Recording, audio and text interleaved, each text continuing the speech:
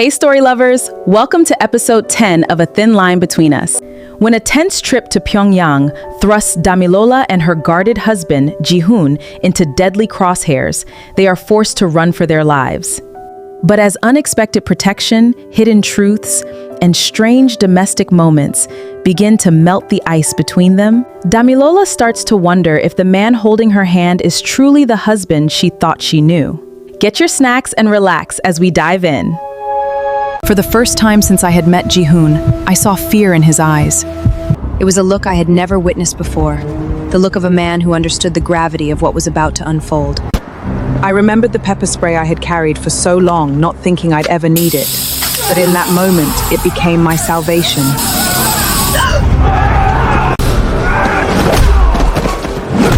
I won't let anyone harm her, not while I'm alive. He moved with a precision and power I had never seen before. In that moment, I understood that he was far more dangerous than I had ever imagined. As I said, Jihoon, this is my turf, and whatever I want will surely happen.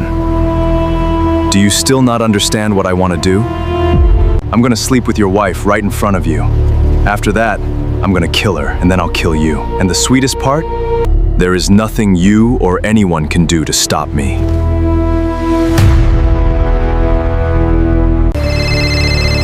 Help us, Granny. Kim Gang-san has brought men after me and my husband To rape me and kill us. Listen to me, you little brat. You dared to attack my grandson after I made peace with you? You deserve whatever you are getting. Never call my number again. My heart shattered in that moment. The one person I thought would help us had turned her back. We need to jump, now! In that split second, I made a choice. I trusted him completely. Whatever lay in that river was better than what waited for us on the bridge. Bring them to me, alive. I'm so sorry, Damilola. I would not have brought you on this journey if I knew your life would be in danger. I will get justice for your suffering. You have my word. You are also a victim in this. Don't beat yourself. As we emerged from that river, dripping and exhausted, I realized we had survived. But our ordeal was far from over. Stay with me. Keep moving. Don't stop. It was all my fault. Jihoon had said I was too stubborn for my own good. And now I realized he had been right. I should never have gone to that swimming pool. Then I would never have met Kim Gang-san. Don't make a sound. They're passing by. My feet hurt terribly and bled lightly because they had been pricked by thorns. But I kept silent because escape was more important than pain.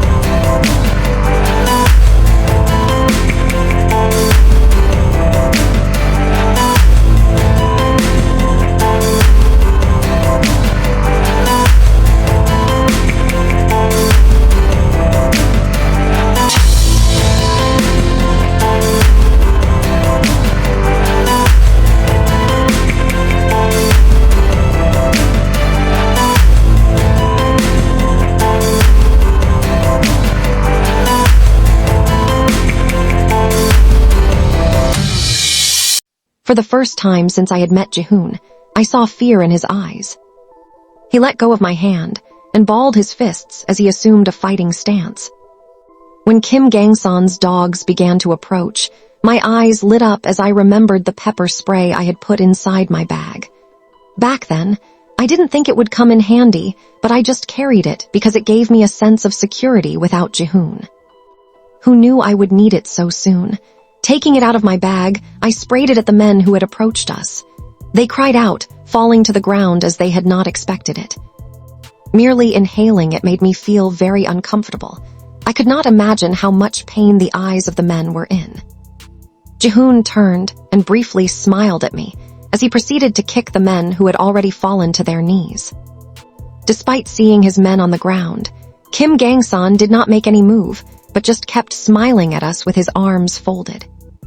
Jihoon was still kicking the rest of his men when 6 black jeeps suddenly pulled up behind Kim Gang-san. Men got out of the car holding different sticks in their hands. They looked hefty and all wore black clothes. My heart skipped a few times as I saw the men who all stood behind Kim Gang-san. Jihoon was also shocked and stared at all the men. Kim Gang-san grinned. As I said, Jihoon, this is my turf, and whatever I want will surely happen. Do you still not understand what I want to do? I'm going to sleep with your wife right in front of you. After that, I'm going to kill her before finally killing you. And do you know the sweetest part of all this? There is nothing you or anyone can do to stop me. While Kim Gang-san was still speaking, I dialed his granny's number. She answered immediately and I said, "Help us, Granny. Kim Gang-san has brought men after me and my husband. He wants to rape me and kill us." "Listen to me, you little brat," Kim Gang-san's granny bellowed, much to my surprise. "You dared to attack my grandson after I made peace with you. You deserve whatever you are getting. Never call my number again." As she hung up, I stared at my phone in shock. I had put the call on speaker because I wanted Kim Gang-san to hear his grandma's voice and give up. He did hear her voice and began to laugh at me. "Don't be a fool, slut. Do you think my granny will truly support you? Kim Gang-san always gets what Kim Gang-san wants thanks to Kim Gang-san's granny. Even now, she would take my side until the very end. Will you come to me willingly, or should my men strip you before bringing you to me?" "Damilola, we need to jump," Jihoon suddenly said to me, and I looked behind to see the river below the bridge. I put my phone back into my bag, and just as Kim Gang-san's men charged at us, Jihoon and I turned, climbed the guard rail, and jumped off the bridge. "Bring them to me," I heard Kim Gang-san order as Jihoon, and I plunged into the river. It was a good thing that I was an excellent swimmer, and so was Jihoon. We swam to the bank of the river and got out together while panting for breath. Unfortunately, I lost my shoes in the river and my feet were now bare. Jihoon pulled me into his arms and hugged me. "I'm so sorry, Damilola. I would not have brought you on this journey if I knew your life would be in danger. I will get justice for your suffering. You have my word." "You are also a victim in this," I replied. "Don't beat yourself." Jihoon suddenly covered my mouth when we heard Kim Gang-san's voice yelling, "Find them, no matter what." "Let's go," Jihoon held my hand, and we began to run into the woods. The sounds of footsteps following behind us made me feel very much afraid. And the thought that if those men caught us, Jihoon was going to be killed made my eyes brim with tears. It was all my fault. Jihoon had said I was too stubborn for my own good, and now I realized he had been right. I should never have gone to that swimming pool. Then I would never have met Kim Gang-san. Our clothes were wet, and I felt chilled to the bones, coupled with an urge to throw up. Looking at Jihoon, who was panting but still holding my hand tightly, I promised myself that if we made it out alive, I would always listen to whatever he said, especially when we were not at home. "Let's hide in there," Jihoon suddenly pointed at a group of wide leaves joined together. Creating a space inside it, he helped me inside and joined me before covering our bodies with the leaves. Because I was breathing so fast, he covered my mouth to stop me from making further sounds. My feet hurt terribly and bled lightly because they had been pricked by thorns. Nevertheless, I kept silent about it since it was most important to leave there alive. We heard the footsteps of the men as they ran past us. Jihoon closed his eyes, counting them. About 5 minutes after they left, he whispered, "I counted all the men at the bridge. They were 53, including Kim Gang-san. 50 men just ran past, which means they are 3 short. I can take 3 men if we encounter them. Let's leave. We will be safe once we make it to the road." Jihoon and I both came out of hiding, picked up sticks for protection, and began to run out of the woods. Fortunately, we did not meet any of them and finally reached the road. We both sighed in relief and threw our sticks when we saw a cab. We got into the cab, after Jihoon instructed the driver to take us to the restaurant where we had parked our car. Once we got there, he took out his wallet and paid the driver. We made a few inquiries at the restaurant and found out about a hotel that was close by. Jihoon drove our car to the hotel and booked a room. Once we were inside, I sat on the bed and checked my bag, which had gotten wet. Our phones had both gotten wet and gone off, and I couldn't walk properly because of the thorns stuck to the sole of my feet. I had also dropped my pepper spray before we jumped and felt bad about leaving it behind. "Let me have your phone," Jihoon told me. I gave it to him, and he opened both our phones and went to the balcony, placing the phone parts in front of the AC condenser so they would quickly get dry. "Do you think that will work?" I asked him when he came back inside. He sighed. "I don't know about yours, but my phone is partially waterproof. I just need to dry a few parts, and it would be as good as new." "That's comforting," I replied. I knew I looked nothing like the sexy girl who left the resort earlier. I wanted to take my bath and change my clothes, but I had nothing else to put on. All my things were still at that resort, and I hadn't yet gotten comfortable with being naked in front of Jihoon. Even he was still wearing his wet clothes, down to his shoes. He suddenly knelt in front of me and held one of my legs. I tried to pull it away as I asked, "What are you doing, Jihoon?" "Don't hide your pain from me, Damilola," he told me. I sighed and let him look at my feet. He began to pull out the thorns, one after the other. With each pull, I winced in pain and he said, "Sorry." I stared at him as he took his time, working on my feet until all the thorns had been removed. Afterward, he went to the bathroom and came out with a bucket of water and a towel to wipe off all the blood under my feet. "Do you feel better?" he asked afterward. I nodded, "Yes, thanks to you." "Don't worry, I will make sure you have some painkillers and anti-infection medicine before going to bed. Let me check on our phones." As he walked away to bring our phones from the balcony, I continued to stare at him. I could tell he was angry, but he was trying not to show it because I wasn't the one he was angry at. True to his words, my phone refused to come on, but his did. "I need to make a call," he told me after coupling back his phone. He was heading back to the balcony when I asked, "Who do you want to call, Jihoon?" "The president," he replied, and I gasped. Was Jihoon so connected that he could even call the president? I would have loved to listen in on his conversation, but he had asked me not to leave the bed yet, and I wanted to obey him. 20 minutes later, Jihoon came back. "I should have brought a gun with me," he muttered. I knew that old hag was too evil to be trusted. Good thing she showed her fangs now. It is a relief that I don't have to show anyone mercy later. "I need to go out, Damilola. You need new clothes and a lot of other things. I saw a supermarket when we were driving to this hotel.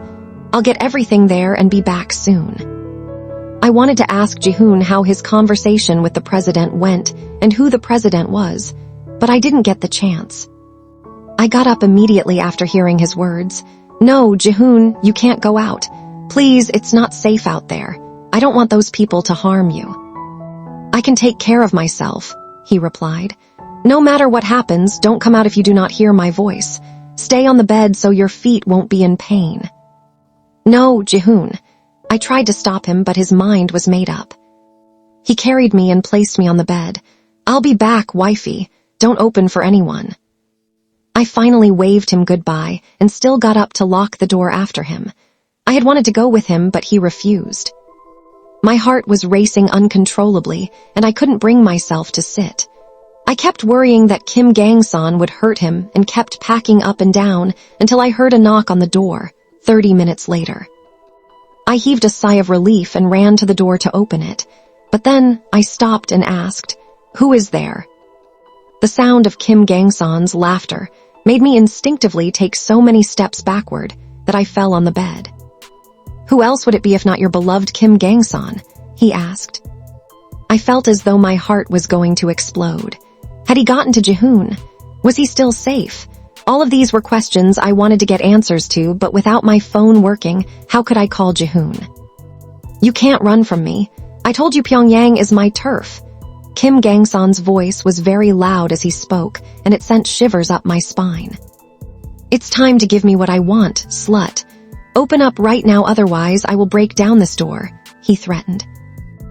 I walked to the balcony and called someone I hadn't spoken to in a while.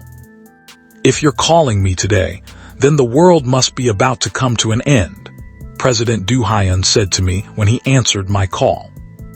Good evening, old man, I addressed him as fondly as I used to.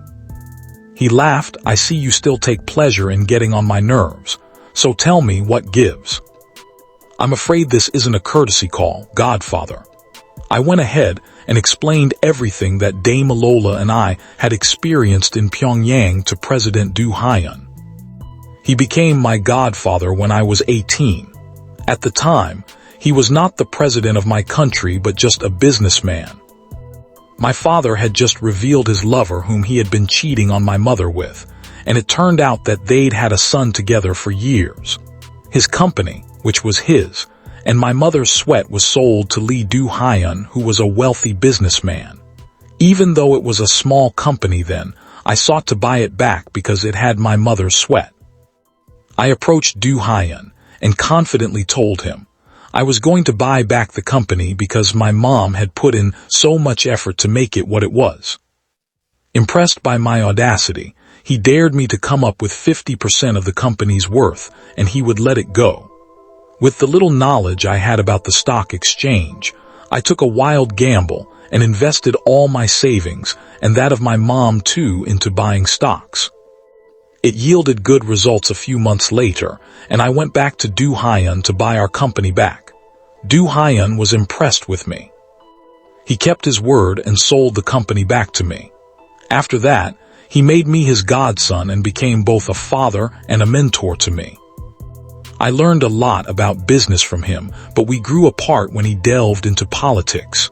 Nevertheless, I still called him every now and then, as he was very fond of me. Fortunately, I had secretly taken a video of Kim Gang-san while he was giving the order for Damilola to be brought to him while we were at the bridge. I knew Lee Do Hyun and the North Korean president were very good friends, and this was why I did not hesitate to call him. After hearing everything and watching the video I sent to him, President Lee Do Hyun was beyond livid and asked for a minute from me to speak to the North Korean president. Thereafter, I was added to a conference call involving the military general of the North Korean army and the chief of a special ops team with secret agents in Pyongyang. I was assured that capable agents would arrive at my location in 5 minutes and contact me since the order had been given by the president. Kim Gang-san was going to be dealt with in Damilola, and I would be moved to a safe house. I thanked Lee Do Hyun after that and promised to call him once I and my wife were safe. I received a call from the special ops chief 5 minutes later, and he informed me that they had arrived. He wanted me to come out so we could lure Kim Gang-san to them. Once I went back to the room, I stared at Damilola and contemplated telling her everything but thought better of it. Walking was painful for her, so I couldn't take her with me. Knowing how stubborn she was, I feared that if I told her the truth, she would not stay indoors and would end up endangering her life. So I convinced her that I was going shopping and left. I met the secret agents outside. They were 15 in number and were dressed in black shirts and camouflage cargo black trousers. I was asked to sit in my car, and they sent a live footage of the hotel to me so I could easily point out Kim Gang-san if he showed up. Just as I thought, he showed up 20 minutes later with 22 of his men. They all barged into the hotel, while I quickly notified the special agents. Together, we went into the hotel after them, and I kept watching the footage, seeing how he threatened the receptionist and got our room number. From behind, I watched him yell and threaten Damilola. Afterward, he kicked the door of our room, but it didn't come open. One of his men took out a gun from his jacket and was about to shoot at the door when he was shot in the head by a special agent. They all turned in fear and tried to take cover, but pellets were fired, mostly at their legs to stop them from moving. Kim Gang-san also took 3 shots to the leg, and finally, they all lay on the ground, unable to move. I stood there, waiting and watching as all the men were dragged away, including Kim Gang-san, until the door leading to my hotel room was completely cleared. When the chief signaled for me to join them outside, I nodded. I'll be out soon. I need to get my wife first. After Kim Gang-san threatened to break down the door and finally kicked it, I gathered the sheets with my fists, feeling chilled to the bone as my teeth chattered in fear. The sound of gunshots made me cover my ears with my hands. My heart raced as my lips pressed into a thin line while I closed my eyes. Then suddenly it became quiet. I hugged my knees while still sitting on the bed, barely feeling the impact of the injury under my feet because fear gnawed at me. I suddenly heard a knock on the door and a familiar voice say, "Open up." My heart skipped a beat as the voice sounded so much like Jihoon's. Was that Jihoon? I wondered. "Open up, Damilola, it's me." It was indeed Jihoon. My eyes lit up and I got off the bed and ran toward the door to open it. I suddenly stopped when I recalled Kim Gang-san's voice from earlier. What if one of Kim Gang-san's men was pretending to speak like Jihoon? It was a long stretch, but not impossible. "Is it really you, Jihoon?" I asked. I heard Kim Gang-san. "It's your hubby, please open up," he said, cutting me off. I heaved a sigh of relief, as I was now convinced that it was indeed Jihoon. I opened the door and took a step back as my eyes became misty. Jihoon pulled me into his arms and hugged me. I hugged him too as I found myself crying. I'm so sorry," he whispered and cupped my face, wiping my tears with his thumbs. He carried me in his arms, bridal style, and picked up my bag before walking out of the hotel. When we got out of the hotel, a lot of people had gathered. Jihoon put me in the passenger seat of his car, and two men dressed like special agents sat at the back. I gasped when Jihoon told me how Kim Gang-san was caught, and the fact that he and his cohorts had been taken away. I heaved a sigh of relief and looked behind at the two agents with us in gratitude. 4 more agents followed behind in a different car, and seeing that Jihoon was the one driving, I asked, "Where are we going?" "We are going to get all our things from the resort," he replied. I felt at ease because we now had protection. When we arrived, Jihoon said, "Wait here in the car while I get everything that belongs to us." "No," I protested. "I want to go with you." "You are safe here," he assured me. "These men will protect you, okay?" I nodded and watched him with a worried expression as he went toward our hotel room. I felt relieved when I noticed 2 of the special agents going into the hotel behind Jihoon. People were staring at the agents in surprise, and I knew that word must have spread. I wondered what Kim Gang-san's granny was up to at this time. Jihoon came out a few minutes later carrying our luggage, and when he got into the car, I stopped wondering about Kim Gang-san's grandmother as I saw her approaching our car. Her face was a mess, as though she had been crying, and her hair was disheveled, as though she had just come out of a fighting ring. Without wasting another second there, Jihoon turned his car around and began to drive away. We heard someone screaming out Jihoon's name at this point, and all turned to see Kim Gang-san's granny screaming and running after our car. "You know her?" one of the agents asked Jihoon. "No," he replied. We arrived at the luxurious safe house which had been prepared for us. Jihoon once again carried me into the house and did not stop until he placed me on the king-sized bed in the master bedroom. He got our luggage afterward and came into the room while the agents remained outside, keeping watch. I kept staring at him as he put our things in order, and when he was done, he came to the bed and sat by my side. Holding one of my hands, he said, "I'm sorry for leaving you alone earlier. You must have been very frightened. I promise that I'm going to make it up to you, okay? I will also get you a new pepper spray." I smiled at him. "Thank you for protecting me, Jihoon. I will always remember it." "There's no need to thank me," he replied. "Keeping you safe is my job. The doctor will be here later, so you need to bathe and change your dress. I'll pick out something for you." He got up and began trying to pick out what I would wear. "Let me use the bathroom right now," I said and got up. The pain under my feet seemed to have gotten worse. I involuntarily cried out as I tried to walk to the bathroom. I began to endure the pain as I walked, but was suddenly lifted off the ground by Jihoon, who carried me into the bathroom and placed me in the jacuzzi hot tub. "Do you want me to give you a bath?" he whispered. "No," I replied and looked away. He chuckled, "You're shy, but why? We have already." I don't know. I lowered my eyes and covered my ears with my hands. "Okay, then I'll make it easy for you." I looked up and noticed he was taking off his clothes. I covered my face with my hands. "No, wifey, you are not allowed to be shy," I heard him say. He suddenly got into the jacuzzi hot tub and began to undo the ropes of my gown. When the dress finally came off, he threw it out of the tub and beamed. So where were we?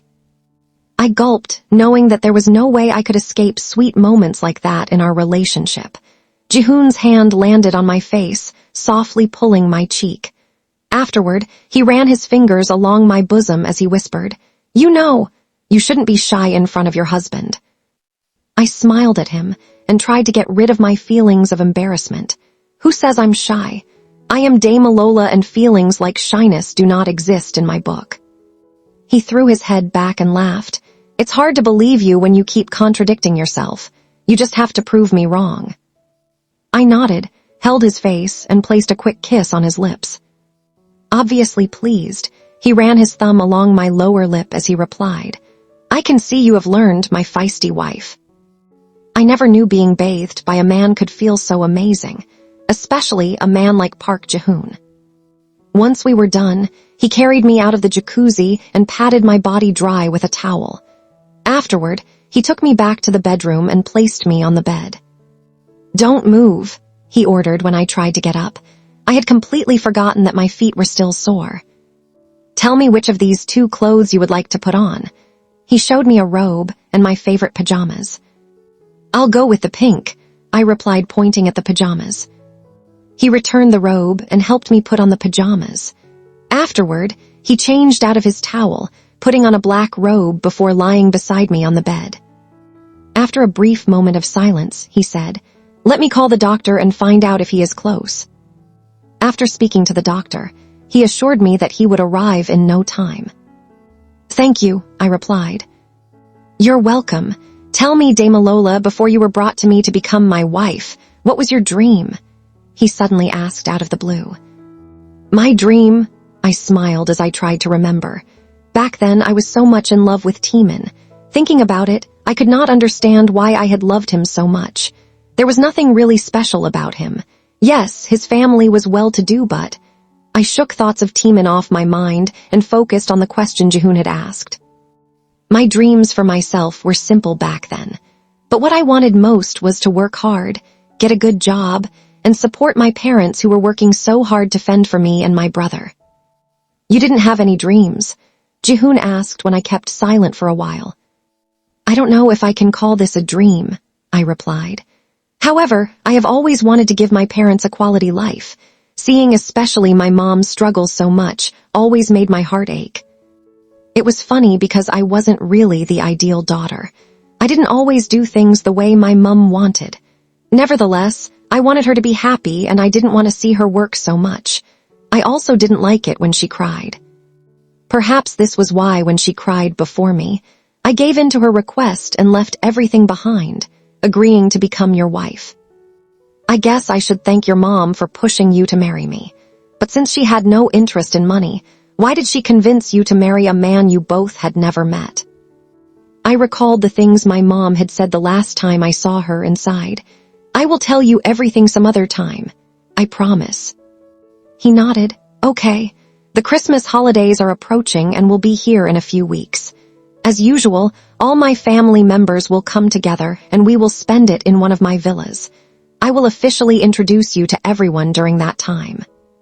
I smiled. "I'm looking forward to it. Also, after the Christmas holidays, I want you to take me to your mom and dad and officially introduce me to them too," he added. "Really?" I asked. He smiled. "Why are you surprised? She is my mother-in-law after all. I've never met her in person, but that will change soon. I'm going to meet her and everyone else in your family and pay my respects." Hearing Jihoon's words made my eyes brim with tears. Unable to hold back, I turned and threw myself into his arms. The doctor arrived shortly after and administered an injection into my veins to prevent infection. He gave Jihoon a few instructions along with a tube of cream before leaving. After the doctor left, Jihoon began to apply the cream under my feet while I stared at him wondering if everything that had happened so far was a dream. In spite of all that had happened between me and Jihoon, it was still difficult to believe that he was the Jihoon I knew. He had suddenly become a different man, kind, patient toward me, loving, and tolerant. Without a doubt, I believed he had feelings for me, but how long was it going to last for? Was he the same way with his ex-wife Minji when they were together? From what I gathered, they had been in love before he married her. Had he been this caring too? I could still recall the first time I met her. She had felt sorry for me when she learned that I was Jihoon's new wife. At least, that was what she had told me. Was it a good idea to ask Jihoon about his marriage with her? I suddenly found myself desperately curious, but it didn't seem like the right time to bring up the issue of his ex-wife. Jihoon seemed to dislike her a lot, and I didn't want to ruin his mood. "What's on your mind?" he suddenly asked, pulling me out of my thoughts. I smiled. I was just thinking that coming to Pyongyang with you has felt more like a honeymoon. In everything you've done so far in the city, I have felt your care. Before now, people said I was lucky when they found out I was your wife, but I thought otherwise. Today, I actually agree with them. This is the first time I am experiencing what it feels like to be cared for by a man I have no blood relation with. "And how does it make you feel?" he asked softly. "It makes me feel special," I replied. "All done," he said, getting to his feet. "The doctor instructed that you should not make use of your feet until morning. If you can do that, you will be able to walk in the morning without extreme pain. Do you understand?" I nodded. "I do." He made me lie on the bed, putting the pillow under my head as he added, "If you need to do anything, including to pee, make sure you let me know, okay?" I nodded obediently. "Good girl." He pinched my cheek like he would a child and turned around to lie on the bed beside me.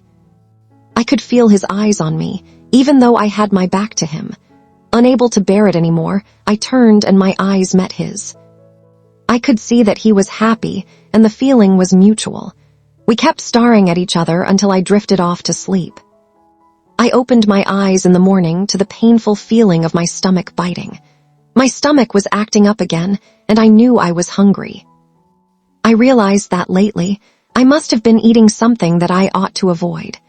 That was the only explanation I could give because my ulcers only reoccurred when I became careless and broke the rules.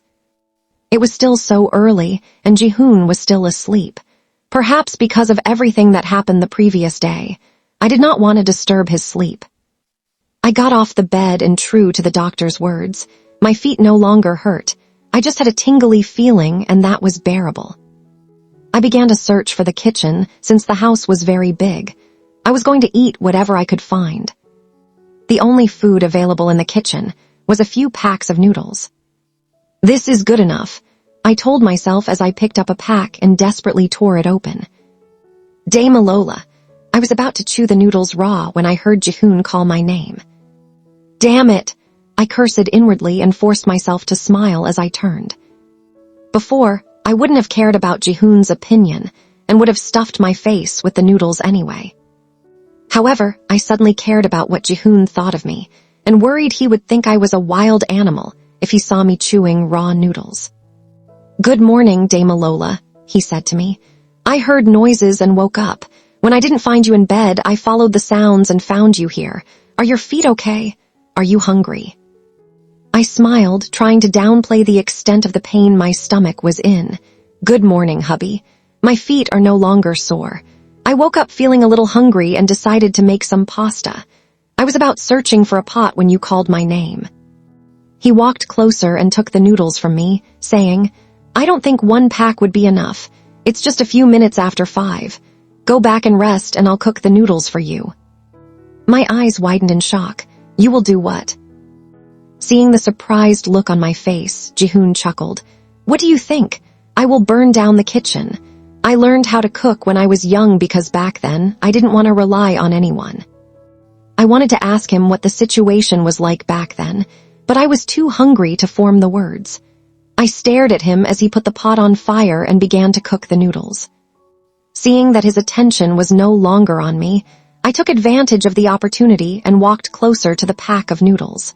I knew I couldn't wait for him to finish cooking. Picking up a pack of noodles, I quickly hid it under the shirt of my pajamas. He suddenly turned to stare at me and I gulped. My face, which had turned red, contorted in pain and my heart rate increased. Jihoon noticed my condition and walked up to me. "Are you okay? Are you in any pain?" I regretted not telling him the truth from the beginning. I didn't want to seem like a liar, so I nodded. "Yes, I am fine. I think I need to use the restroom. I'll be right back." I quickly walked away after speaking and heaved a sigh of relief once I was out of the kitchen. I knew he wouldn't come out until he was done cooking, so I stood beside the door, leaning on the wall. The trash bucket was on the other side of the entrance, and I wanted to quickly eat the noodles and discard the packet. I opened the pack of noodles and began to chew it. It wasn't my first time, as I'd done it a lot in the past, especially with my late sister. I took out the wrapped seasoning that came with the noodles and tore it open. I had already eaten more than half of the raw noodles at this point, but the taste was so bland that I could not bear it anymore. I lifted my face as I poured some of the seasoning into my mouth and chewed it with the noodles. It was just as delicious as I remembered. I had just poured more seasoning into my mouth when I heard a voice say, "Wow." My eyes widened in shock as every part of my body reflexively paused. Finally, I turned my neck slowly and saw Jihoon standing by the door. His arms were folded, and he was staring at me with a strange look. Feeling more ashamed than I'd ever done in my life, I screamed and threw both the noodles and the seasoning into the air before dashing out of there. I heard Jihoon's boisterous laughter as I ran into the bedroom, threw myself on the bed, and covered myself with the sheets. I felt thirsty as I had not yet drank any water. However, I remained inside the sheets until I began to sweat. 5 minutes later, Jihoon walked into the room and exclaimed, "Breakfast is served, baby." My heart fluttered when I heard him call me baby. Nevertheless, I remained inside the sheets, refusing to show my face. I suddenly felt his weight on the bed and his hand on my back as he asked, "Are you feeling ashamed? You do not have to. The pasta will not taste nice if it gets cold. Come out so we can eat together. I am starving." "I'm not hungry anymore. Go ahead and eat," I muffled. "You know, I've also eaten raw noodles many times," he revealed. "It's not a big deal. I don't know why you are hiding because of it." Hearing Jihoon admit that he had also eaten raw noodles, I began to wonder why I was so embarrassed. He was right. If I was doing it, it meant a lot of people were doing it too. I finally came out of the sheets and noticed that he was smiling. "Come on, let's eat," he urged me. I sat up and followed him out of the room. We got to the dining where he had served the food, and I sat down. "Thanks for cooking for us," I told him. He nodded. "I really don't understand myself, though. I can't even remember the last time I entered the kitchen. Damilola, you're truly fortunate." I smiled cheekily. "I know, right?" As we ate, I praised him. "Is there anything you cannot do?" He sighed. "Well, let me think. I highly doubt it. However, I will do a lot more thinking, and when I figure out if there is anything I cannot do, I will let you know." I rolled my eyes, so cocky. The moment we were done eating, he stared at me with a solemn expression and said, "Damilola, I need to make a confession." "Okay, I'm all ears," I replied. "I have never eaten raw noodles in my life. I don't know what it tastes like, and you are honestly the first creature I have seen eating it. I was literally shocked to my bones. How did you become so bold?" I scoffed. "Creature, how dare you deceive me?" He had a mischievous smile on his face while I got up, feeling aggrieved. I was about to head back to the bedroom when he said, "Your stomach must have been in pain because of your ulcer." "I am so sorry, my love. It's all my fault. I should have done something about your ulcer a long time ago. Once we get back home, the first thing I will do is take you to the doctor, I promise. I turned and stared at him as I wondered, who is this man sitting in front of me? He was apologizing when he hadn't done anything wrong, and it made me wonder what happened to the Jihoon I knew. He had been acting strangely, and I kept telling myself that it was because he had developed feelings for me, but that was not enough to change a person completely. I had heard of evil twins and doppelgangers, so I knew nothing was impossible. My brain began to conjure up conspiracy theories as I thought about Jihoon's position in his company and how so many people coveted it. What if they had all come together to get him out of the way and replace him with an imposter who would be their pawn? My heart began to race when I realized that the imposter must have taken Jihoon away and was now pretending to be him. I took a step back as I felt shivers run down my spine. "What happened?" he asked. "Why are you staring at me like that?" I quickly moved forward, picked up the fork I had used in eating, and pointed it at him as I questioned, "Who exactly are you?" He furrowed his brows. "What the hell did you eat, Damilola?" Thanks for watching. Moral lesson.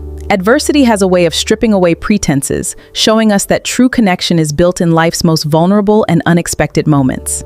If you enjoyed this episode, please like, share, and subscribe, and don't forget to hit the notification bell. Now tell me, what do you think is going to happen in episode 11?